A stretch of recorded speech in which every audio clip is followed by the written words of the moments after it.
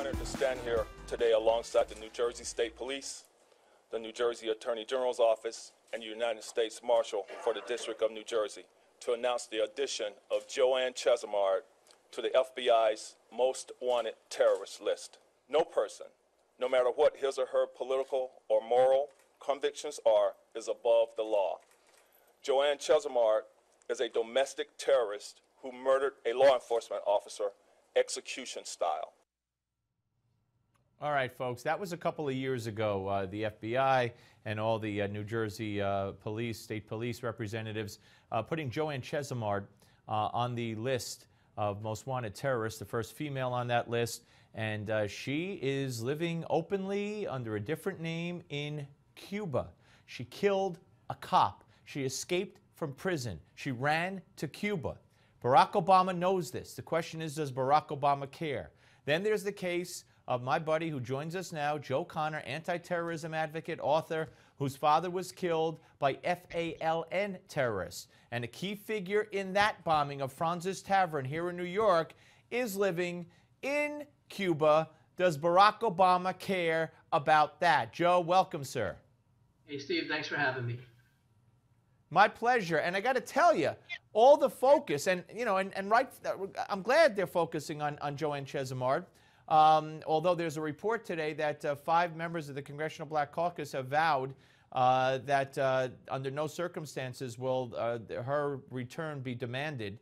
I guess she's some kind of folk hero to some people. But while they're, you know, all the media hype is about Joanne Chesimard, the man who you know, who orchestrated and was the chief bomb maker for the FALN, who killed your dad, that's kind of off the radar. So I'm glad you're here to put it back on. Well, Steve, thank you for allowing me to put it on. You're right. I mean, look, Joanne Chesimard was a heinous individual. She goes by the name of Santa Shakur now. She killed Officer Warner Forster on the Jersey Turnpike in 1973. She's a terrible person, and she needs to be brought back and face justice. But William Morales is no better. Morales was the chief bomb maker for the FALN, a group that blew up 130 bombs in the U.S. between 1974 and 1983. On what would have been my dad's 37th birthday, Morales blew himself up in his Queens safe house. He was arrested, tried, convicted of being a terrorist. He was sentenced to 89 years in prison. He has no hands, and part of his face was destroyed. Yet he was sent to Bellevue Hospital to be fitted for prosthetic devices when he somehow shimmied down a rope made of sheets, something like out of a movie, and escaped. The people that helped him escape were none other than those involved in the Brinks robbery from the family, which was old Weather Underground and Black Panthers. Morales turned up in Cuba, was involved in a gunfight with Cuban police in 1985. He was he ended up in Mexico. I'm sorry. There was a gunfight. A Mexican cop was killed. He was sentenced to prison in Mexico. In 1988, he was sent to Cuba under while Reagan was fighting that. But he's been in Cuba since 1988 as a guest of the Castro brothers. And that's where, as far as we know, he's been ever since, correct? Yeah, and you know, he's not been shy about it either. He's done interviews. The Cleveland Plain Dealer did an interview with him some time ago. There were pictures of him with Joanne Chesimard. He has not been shy, but he is a wanted terrorist. He was convicted.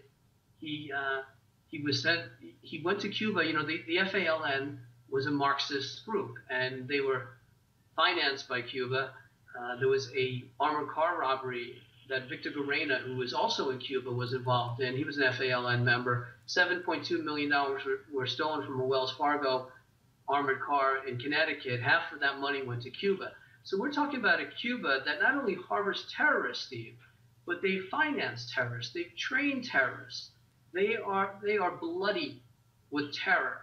But Joe, the president, I'm sorry to interrupt you, but I heard our president of the United States say that Secretary Kerry is now looking into removing the terrorist label from Cuba. So I guess He must know something that the rest of the world doesn't. He knows nothing.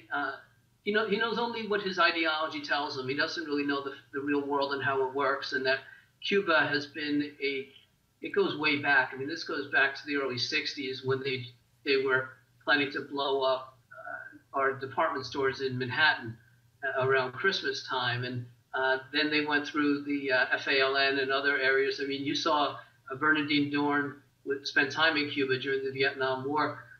They've been a sponsor of terrorism for an awfully long time. And Steve, quite honestly, I've been sending letters to our government since 1992 about William Morales to have him returned. And so this has been going on a long time. I'm nothing new to this. Morales was the face of evil. You know, I was 9 years old when my father was killed. The FALN could easily have been spelled EVIL to me. And the face of that evil was William Morales. So and Joe, we have less than a minute left, so I have to interrupt. But of course, Eric Holder let them out of prison, the ones who were in prison under the Clinton administration. We got 20 seconds. Do you think this is going to happen? Do you think Obama cares? I don't think Obama cares, but I do think the American people care. And that's why I'm grateful to you and your audience. Let's do something, guys. Let's write your congressman. Let's call people. Let's not back down. Let's get this terrorist returned. They've been convicted. There is no doubt about their guilt. Let them serve and give some justice to my dad, please. Absolutely. Joe, Merry Christmas to you and your family. We'll speak to you soon. Joe Connor, ladies and gentlemen. And when we come back, when we come back, we're going to be joined and we're going to find out exactly what happened on Wall Street today. And it's good. Don't go away.